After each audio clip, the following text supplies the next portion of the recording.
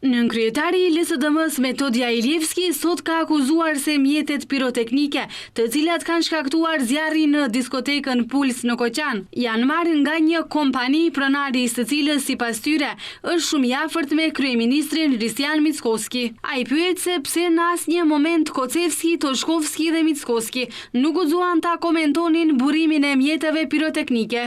Prashuame, zoshto v njërin moment. Pse në asnjë moment prokurori Kocevski, ministri i punëve të brendshme Pançe Toshkovski dhe kryeministri Hristian Mickoski nuk guxuan ta komentojnë burimin e mjeteve piroteknike, të cilat e kanë shkaktuar zjarrin në diskotekën Puls në Koqan, i cili mori 62 jetë të reja, ndërkaq të lënduar ishin 200 njerëz të rinj. Pse hulumtimi deri tani nuk erdhi në njohuri se nga vijnë mjetet piroteknike në klub?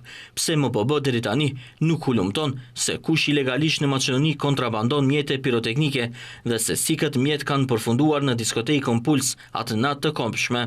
Iljevski më tej thot se nëse zbulohet burimi i mjeteve piroteknike, hetimi do të arrijë perimetrin më të afërt të njerëzve përreth kryeministrit. Sada samo prashuva. LSDM pyet se a ka ndonjë raport në prokurori se mjetet piroteknike në diskotekën Puls janë të kompanisë së afërt me Mickoskin, pse deri më tani prokuroria nuk ka vepruar lidhur me këtë njoftim. Ai ka evidentuar këtë prokuroria.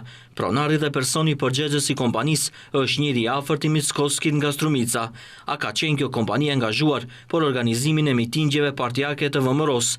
A është kjo arsyeja për të cilën Mickoski e pengon hulumtimin e prokurorisë dhe nuk lejon që ajo të jetë në rrugë të drejtë? Ai thot se LSDM nuk do të hesht derisa të burgosen personat fajtor dhe njoftoi se në vazhdimsi do të zbulojnë edhe detaje të tjera lidhur me rastin e Koqanit.